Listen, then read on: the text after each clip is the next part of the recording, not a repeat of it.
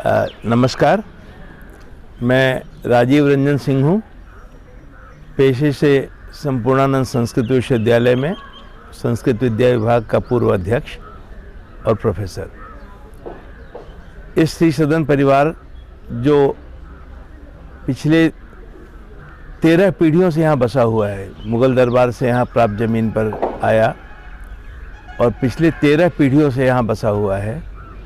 मेरे 2 बड़े भाइयों के स्वर्गत होने के बाद अब मैं इस परिवार का उत्तराधिकार मेरे कंधों पर है और यथासंभव चेष्टा है कि हम अपनी परंपराओं को जिएं, उसे करें नहीं जिएं, हमें भीतर वो आत्मसात हो और अतिथि सत्कार इस परिवार से कभी नहीं जाए। इन्हीं चेष्टाओं को जिलाए रखने के लिए हम लोग प्रयत्नशील रहते हैं। इसी क्रम में कल मेरे अपने पौत्र, मेरे लड़के सौरभ रंजन के पुत्र सार्थक रंजन और मेरे बड़े भाई रजनी रंजन सिंह के पौत्र भास्कर रंजन का यज्ञोपवीत हुआ।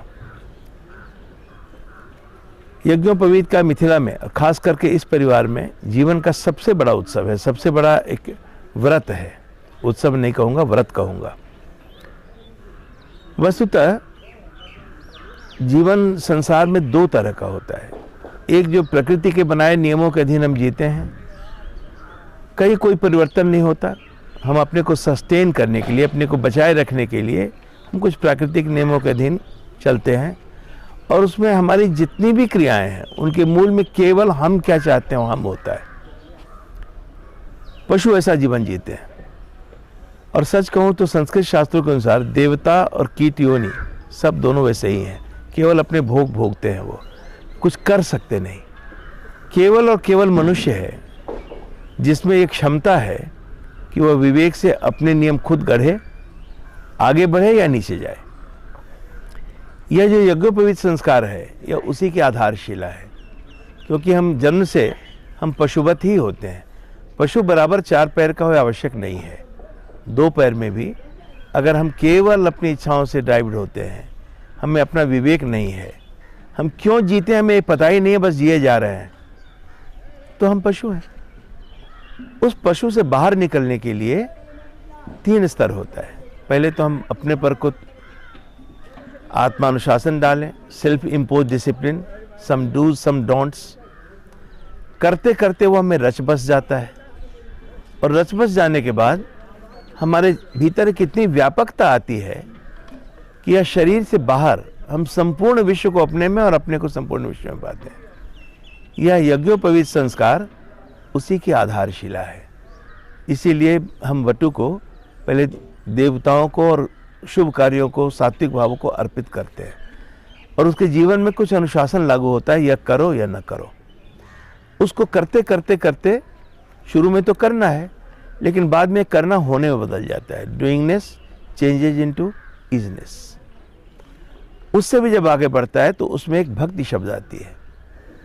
सबको अपने में देखना और बाकी सब में मैं एक ही अंश हूँ जो सब में व्याप्त हूँ और वही मैं हूँ, इसलिए सब एक है। लेकिन इसमें जीवन नहीं जा सकता। इसलिए एक व्यक्ति अगर मुक्त है तो मुक्त नहीं है। अगर आसपास भूखे बिलबिलाते लोगों की भीड़ हो तो धन का क्या मतलब हो, तो गाली है। अगर आसपास अज्ञानियों की भीड़ हो तो विद्वत्ता को कौन नापेगा। इसलिए हम फिर भक्ति भजिर विभागे भक्ति से आते हैं।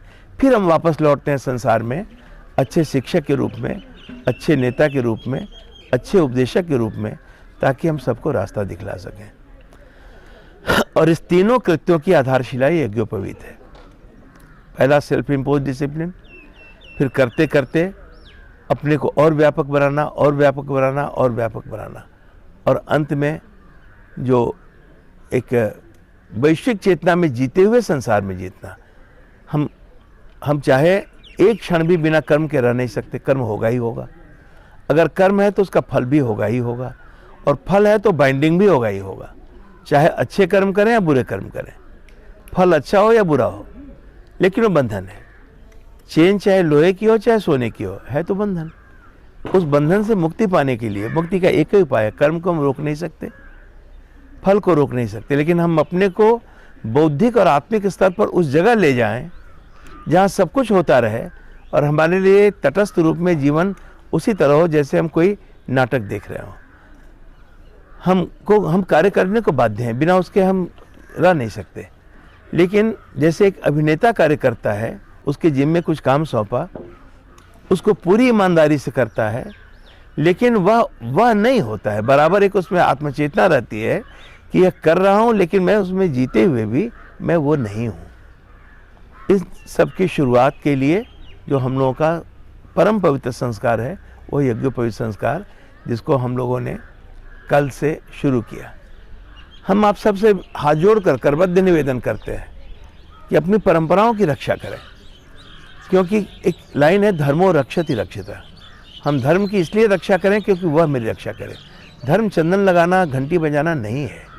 धर्म का मतलब है, उसका एक सबसे छोटा सूत्र है, आत्मना प्रतिकूलानि परेशान न समाचरित।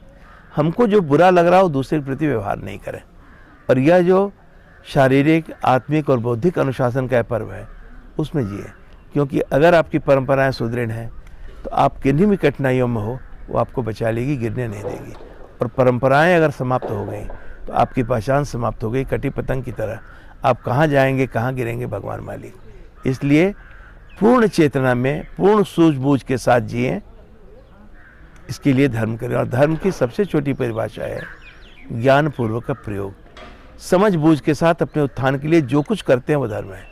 उसका स्रोत वेद हो, ईसा हो या मोहम्मद हो, कोई अंतर नहीं पड़ता, लेकिन उनको प्रामाणिक पुरुष होना चाहिए। इसलिए इस धर्माचरण में साथ दें। और एक शब्द में कहूँ तो पूरी धर्म